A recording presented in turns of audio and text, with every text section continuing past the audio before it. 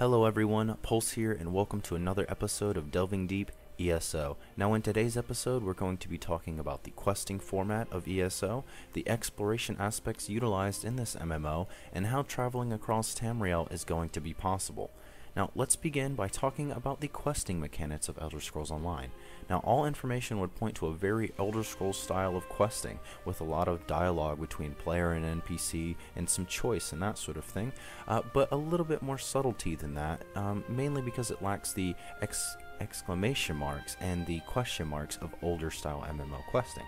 Now, there will be a light red glow around NPCs and potentially even objects as well to help lead the player through the questing experience, but it won't be nearly as in your face as the other symbols which I mentioned. Now, there are two things of extra importance when I talk about the questing in Elder Scrolls that I think need to be talked about.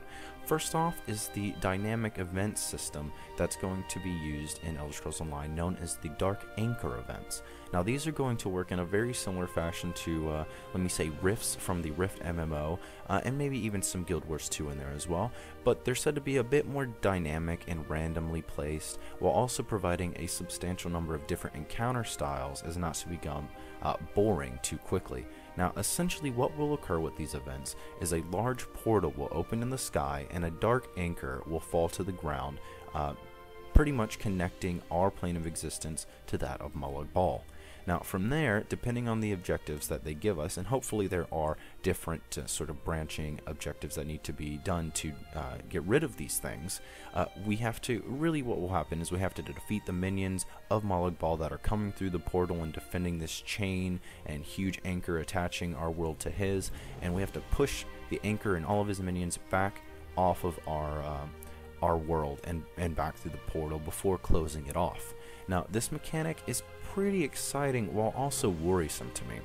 The idea is sound, and there really is a way to keep the experience going and really sort of dynamic out in the world, and it keeps it engaging and unpredictable. However, they really need to sort of create this wide, and I do mean wide, array of different encounters so that there's multiple different types of challenges, and they really need to make sure that the anchors don't fall in predetermined places and just really don't make it predictable. And I know that's very tough, but I'm hopeful that they can really get this point across, that the anchors are happening in different places and it's not on timers or anything like that. Keep it as random as possible, and make sure to give us incentive as well to conquer these events at pretty much any level within our sort of gaming experience while in Elder Scrolls Online, and we have something that could be potentially incredibly fun. Now, secondly, the second most important bit that I need to talk about when really discussing the questing in Elder Scrolls Online, and that's that there will be story quests which kind of alter the world in a very, like I said, Elder Scrolls fashion. Now, this is achieved through the use of phasing mechanics, which has been used for a number of years now, and really those phases are utilized to make players and their choices in certain sort of questing environments matter. Now, this is an obvious bone thrown at the Elder Scrolls Online or test fans rather that haven't played MMOs, and in my honest opinion is actually poor design. There's a couple reasons for this. The main reason is that when playing with other people, even when partied, from my understanding, even when you're in a party, everyone will see their own version of a town, tavern, or whatever else you're standing near. So I may see a healthy town with shops and children and flowers and just a healthy town and that sort of thing, and then my friend standing next to me, even if I'm partied with him, might be seeing a burning farm town. Now, it's just weird, especially from the standpoint of roleplay, and I can foresee times in the future of Elder Scrolls Online where guilds and party members and friends and that sort of thing would like to explore the world and put themselves in their characters, really be immersed in what they're doing, and then suddenly have it broken when their version of the world doesn't come close to matching what everyone else is seeing and role-playing in. My hope is that because this sort of phasing and choice mechanics, they can't be undone, they can't be reversed, that at least Zenimax will give us a tool to sort of swap phases, especially when in a party. I would say make it something at the very least where you and the party members within will always see what the party leader has chosen. That way sort of groups and guilds can actually plan around what they're going to do for roleplay events and that sort of thing, because there is a rather good large group of people that want to be immersed in the world, and they want to actually embrace the multiplayer aspects of the world as well, and then they want to collaborate and get it all together. Now, to me, it's really, it won't matter. For me right now, in my current state of playing games, it's not a big deal. But like I said, I can see this is really going to encroach on the role players, and it's kind of a funny idea, because the idea of changing the world based on your decisions, it's obviously made for the Elder Scrolls fan, but role-playing is what the Elder Scrolls fan wants to do, and it's kind of just funny to me that they would implement this sort of choice system in a way that kills the immersion. It's kind of, it's countering what they want to do by offering this sort of system to the Elder Scrolls fan. But there's not really a lot of information, so hopefully my worries are not founded and not grounded in reality. They can tweak these things so that it's not going to be a be-all end-all kind of situation when pertaining to the immersion factor of the game. Now, before moving on to the exploration portion, let me just talk about the questing at endgame. What will occur is that you can quest through 100% of your faction-owned territory, but you get to the end there, you're level 50, and you want to explore the rest of Tamriel, right? That's really the big boon of this game, is that all of Tamriel is right there at your fingertips, and you can go get it. Well, you can, but it's not the way that really they've sort of advertised in the way that you would expect. We can't just go wherever we want. What occurs, and it's really what Zenimax is calling Game Plus, I believe, or Leveling Plus maybe. Pretty much what happens is you'll retain your level 50 status and your armors and all your skills and all of that sort of thing, but you're propelled into one of the faction's other zones, a place that you do not own from your own faction, and then you can begin experiencing their story from start to finish. Now, however, when in these sort of Game Plus areas, you cannot actually see the other faction, but rather your other faction players that are also in the Game Plus modes for the place that you've chosen. Now, from here, if you sort of have the drive to go through all of a second faction story and you get to the end of that and you've experienced 2 whole factions now, you can actually go into the third one as well and start, which I believe they called Game Plus Plus or something ridiculous like that. Now, this pretty much means that there's hundreds upon hundreds of hours of questing content, and to me, this is a pretty substantial amount of content, especially for people who want the Elder Scrolls experience in the MMO setting. It's not quite the way that I would have liked them to handle sort of questing across the whole world, but considering the backstory of the whole game and the war going on, this is a pretty cool idea that you can go into these other areas. Now, let me just jump right into exploration while I'm on a high note, because I don't want to get distracted and ranting on something silly. ESO will provide players with one of the best parts of the Elder Scrolls series by allowing to explore in a very similar fashion to the prior test games. Now, obviously, as I mentioned, there's the sort of detail in the background that you can't quite go wherever you want without sort of jumping through some barriers, that sort of thing.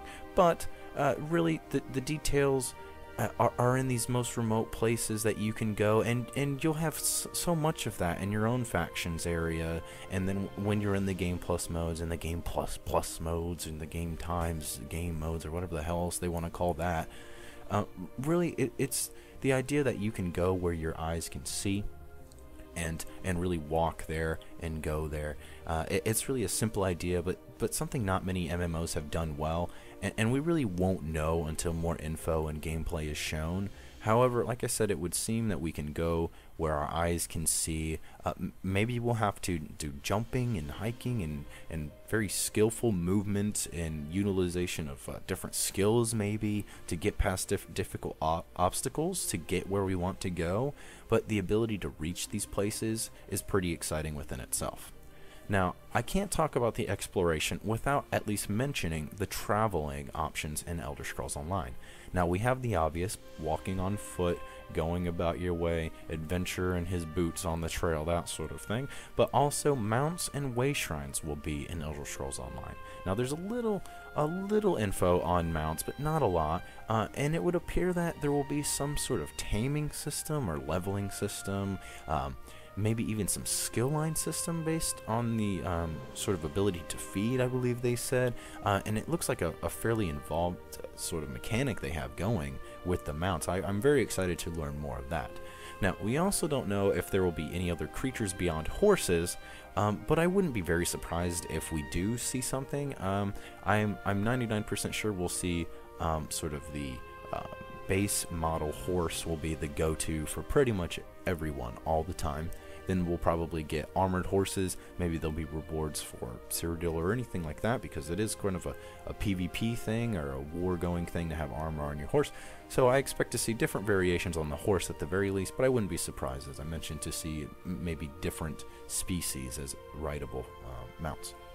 Now, way shrines, on the other hand, we actually know quite a bit more about than the mounts.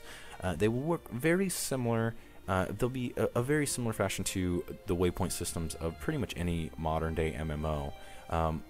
One of the good ones is Guild Wars 2, obviously.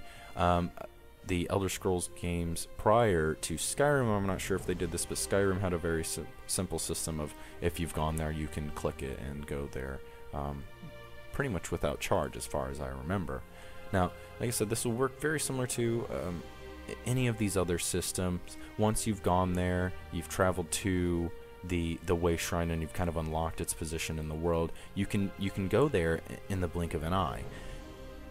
Now, really from here, there is one major rule about the way shrines that needs to be mentioned, and that's that there will be a hefty cost when traveling to a way shrine from somewhere random out in the world.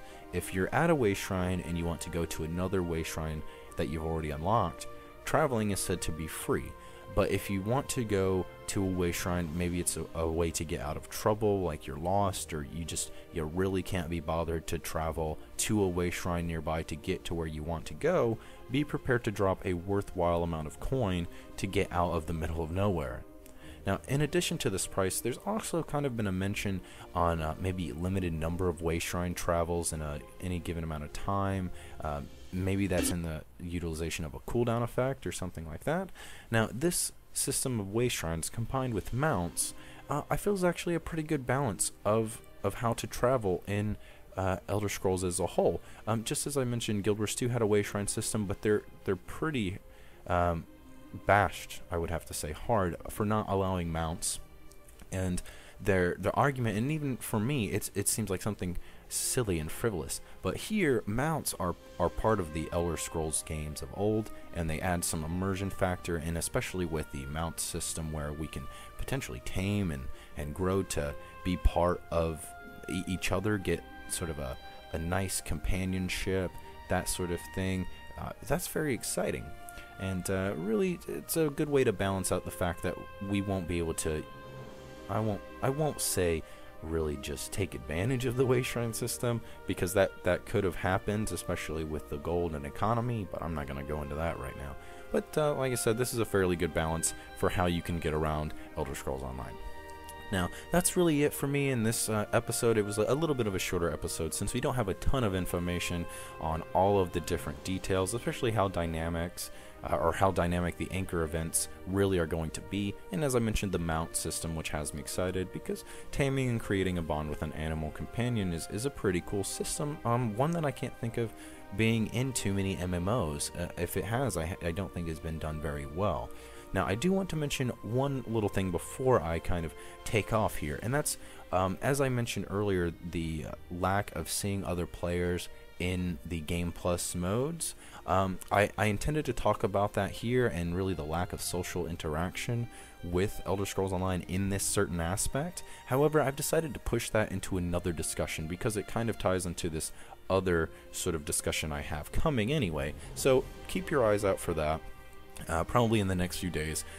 That one will probably be a very opinionated and ranty kind of video because I have lots of good but also lots of bad things I want to talk about when it comes to the social interaction that we know will be occurring in Elder Scrolls Online. Now that's it for me today, guys. This episode of Delving Deep ESO is all done. We've got all our pieces on the table. This has been Pulse, and I just want to say thanks, guys, for watching. Please like, subscribe, comment down below, and make sure to check out the Delving Deep ESO playlist for tons more of Elder Scrolls Online coverage, and stick to the Nova Pulse Gaming channel for everything gaming industry related. And again, guys, this has been Pulse. Thanks for watching. See you later. Hello, everyone.